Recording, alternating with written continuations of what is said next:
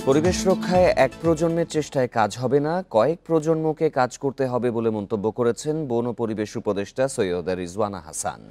সকালে রাজধানীর পরিবেশ অধিদপ্তরে পরিবেশ দিবস উপলক্ষে পুরস্কার বিতরণী অনুষ্ঠানে একথা বলেন তিনি।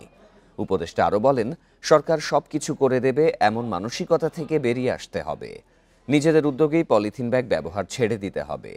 সেই সাথে পরিবেশ রক্ষার জন্য সবার মাঝে সচেতনতা ছড়িয়ে দেওয়ার আহ্বান জানান রিজওয়ানা হাসান। বলেন, দেশের নাগরিকরা সচেতন হলে পরিবেশ রক্ষায় কার্যকর ব্যবস্থা নিতে বাধ্য হবে সরকার।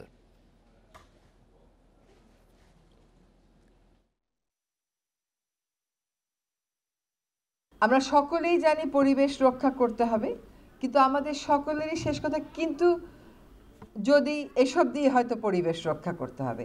যেন ব্রিজ একটা লাগবে, তাহলে ব্রিজই লাগবে, ওটা বনের মধ্যে ফেললেও সই, ওটা নদীর মধ্যে ফেললেও সই, কিন্তু উন্নয়ন তো লাগবে। তো এই কিন্তু আর যদি থেকে যদি আমাদেরকে পরিবেশটাকে বের করতে হয়, তাহলে এক প্রজন্মের লড়াইয়ে হয়তো সেটা হবে না, সেটা কয়েকটা প্রজন্মের অবস্থান লাগবে।